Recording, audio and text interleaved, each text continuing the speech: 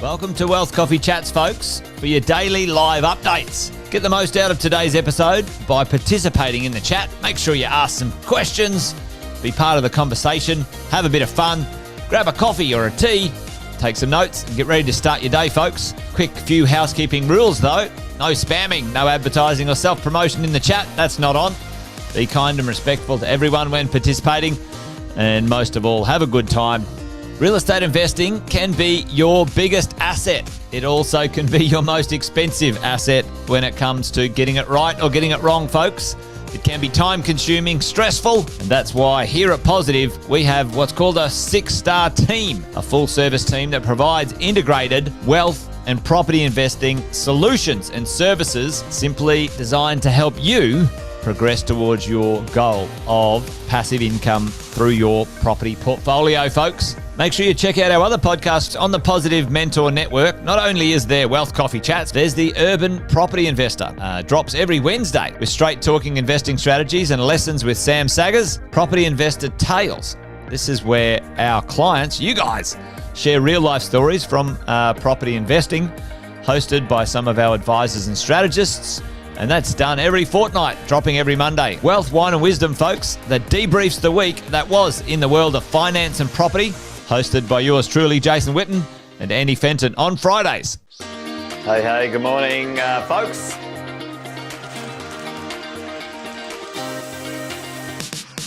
Good morning, everybody. Welcome to another Wealth Coffee Chat. Hope you're well, folks, wherever you are. There it is, team. Morning. Morning, wherever you're tuning in from today. Early bird gets the worm, they say. Here at Positive, we offer a 6-star team. It's a team that help you at every stage of your wealth creation journey.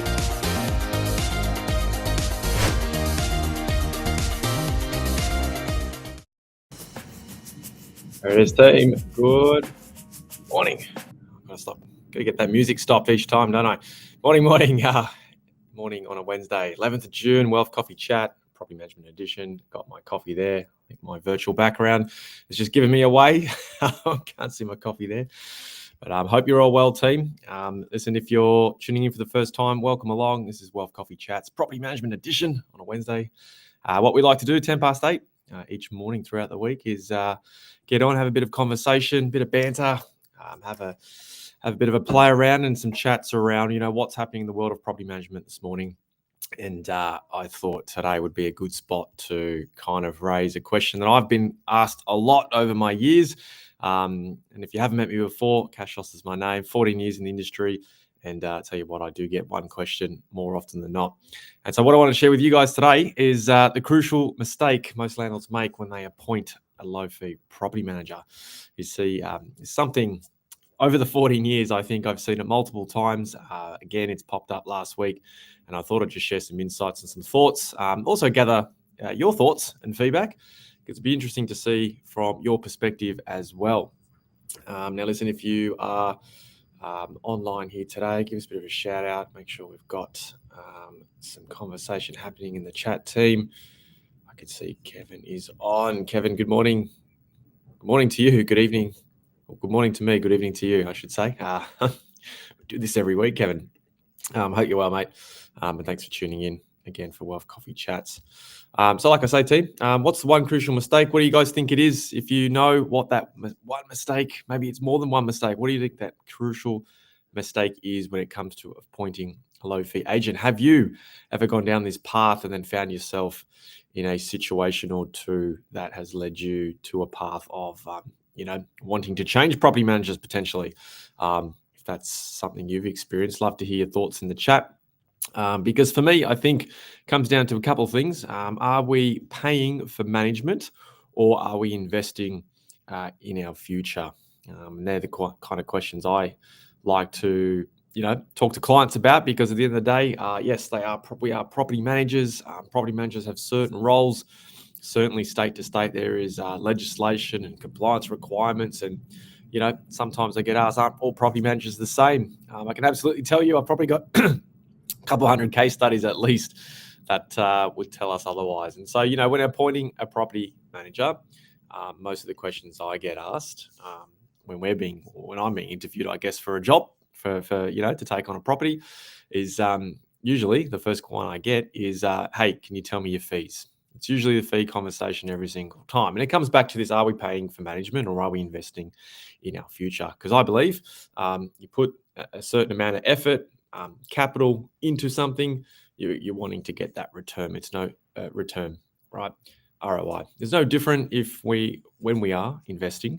We're putting our hard work capital down. We've saved up for a deposit. We buy a property, and we're hoping in 5, 10, 15 plus years, that property returns us some sort of sum, depending on what your strategies and goals are. And I think property management needs to be viewed in the same light, so you guys can avoid getting yourselves into some sticky situations that potentially tenants and property managers might put us in.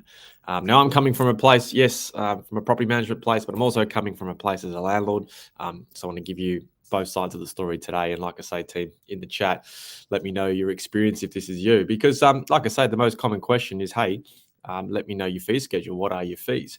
How many properties do your property managers manage? Are these the right questions, team? Are these the right questions? So if we get into the nitty gritty, team, of the fees, now I think we can all safely say that there are, agents out there that will charge next to nothing, and there are agents that will charge potentially over the top based on market averages, depending on which state you are in, right? We can go over to Perth and you're probably paying 10% management fees. You can go down to Sydney, of course, on the East Coast, and, find agents at maybe 4%, probably even lower, I reckon, if we tried to find them.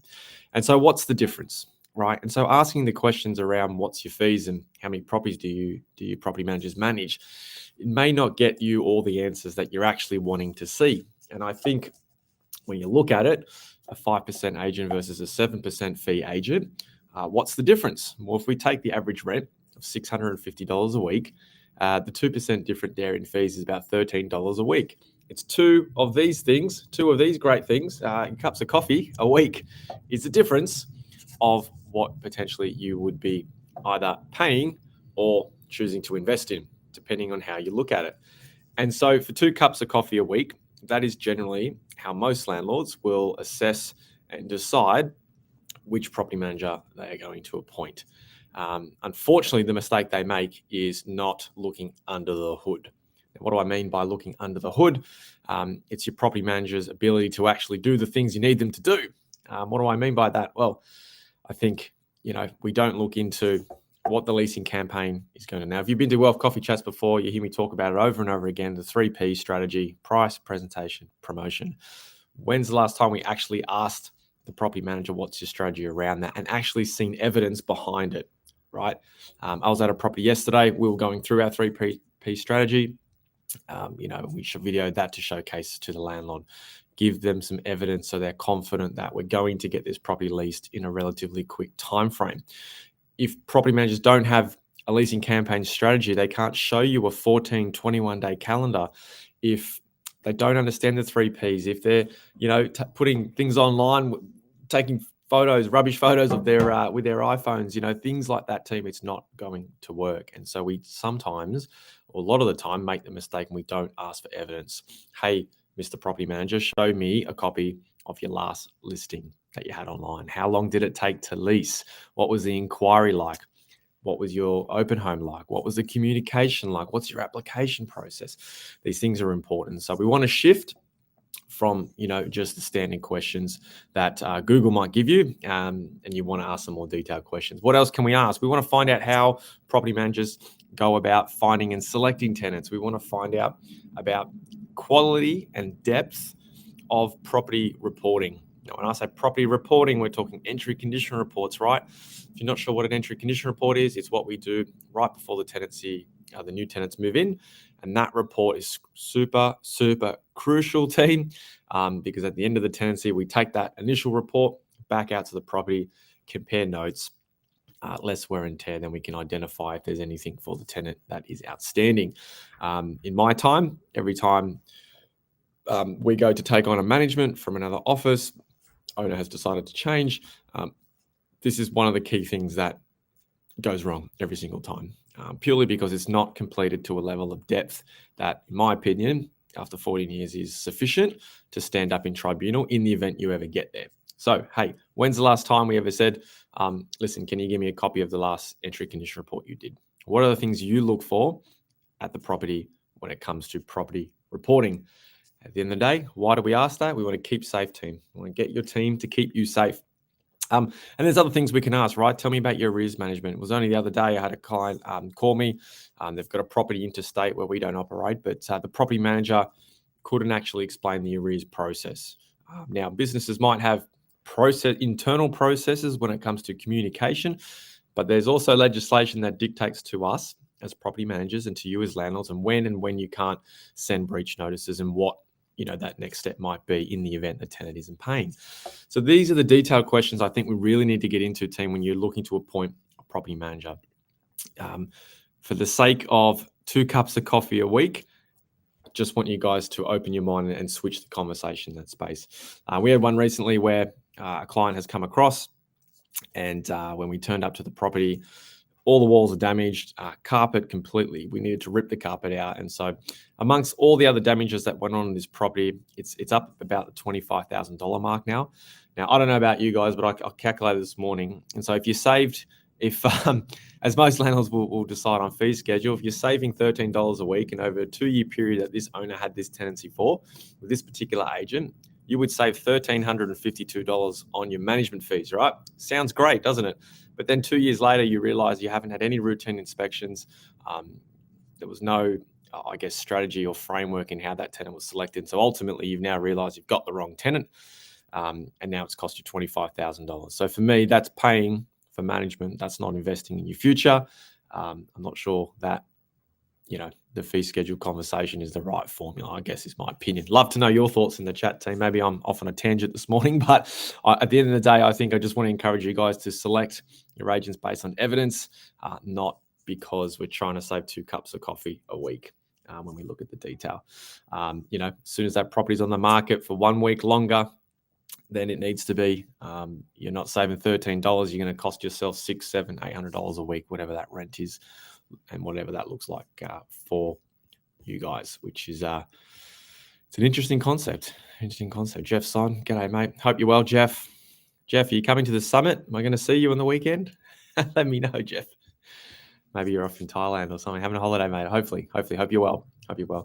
But team, look, if you're not sure where to start, all I can say is, comment below. Let me know in the email. I'll send you the framework across on, some of the key pillars I think is important for all investors. Doesn't have to be our team, of course. You've got properties all around the country, but just when selecting a property manager, we just want to shift this conversation from the 2 cups of coffee a week in savings, which ultimately can cost you $25,000. So that's the one mistake I think a lot of landlords make when it comes to property management. Not sure if you guys agree. Hopefully you do. If you don't, let me know in the chat. Love to hear your comments, team. But listen, that's pretty much it for me this morning. My rant is over and out, and I hope you guys, again, reminder, tune in tomorrow, 8:10. We've got the financial planning team on. They will be here to share all things in their world, which will be great. So, team, thank you for playing full out this morning. I hope you're well. Grab a cup of coffee and get your day started. And we'll see you 8:10 tomorrow. See you later, team. Thanks for watching another episode of Wealth Coffee, folks. Make sure you like, subscribe, and turn on notifications so you never miss a thing when we go live. Portfolio and investing game, folks, with Wealth Coffee Chats live every morning at 8:10 each weekday. Make sure you join us. Previous episodes are also available wherever you get your podcasts, folks, as well as our other podcasts from the 6-Star team here at positivementor.com.au.